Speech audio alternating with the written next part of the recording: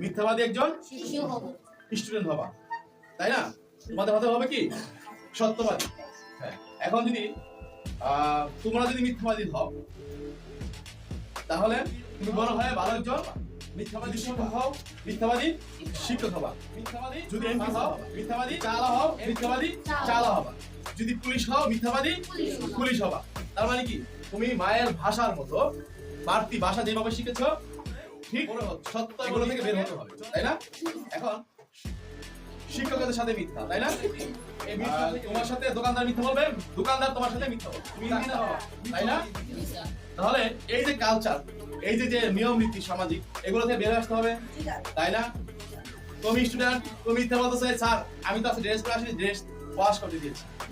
আজকে আমি আসিনি, গতকাল আসিনি, অসুস্থ ছিলাম, কিন্তু তুমি সুস্থ ছিলাম। হ্যাঁ, তোমার দাদি অসুস্থ, তোমার দাদি মারা গেছে, অথচ মারা গেছে 4-5 বছর লাগে।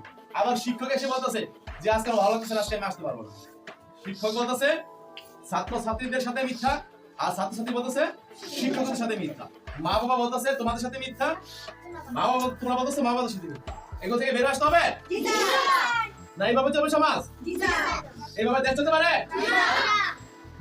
আমাদের কি হতে হবে? সত্যবাদী।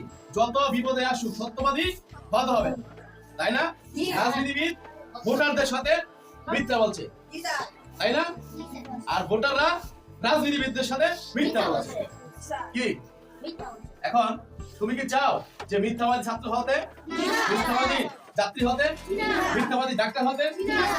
এই তোমাদের মাঝে লুকিয়ে আছে চেয়ারম্যান, মেম্বার, এমপি, মন্ত্রী, তারপর শিক্ষক, ব্যবসায়ী, তাই না?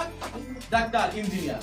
তুমি যদি মিথ্যাবাদী হও, তুমি শিশু, তাহলে তুমি মিথ্যাবাদী ডাক্তার হবা। তুমি শিশু যদি মিথ্যাবাদী হও, তুমি শিশু মিথ্যাবাদী শিক্ষক হবা, তাই না? তাহলে আমাদের কি হতে হবে? সত্যবাদী। ওকে, আল্লাহ হাফেজ।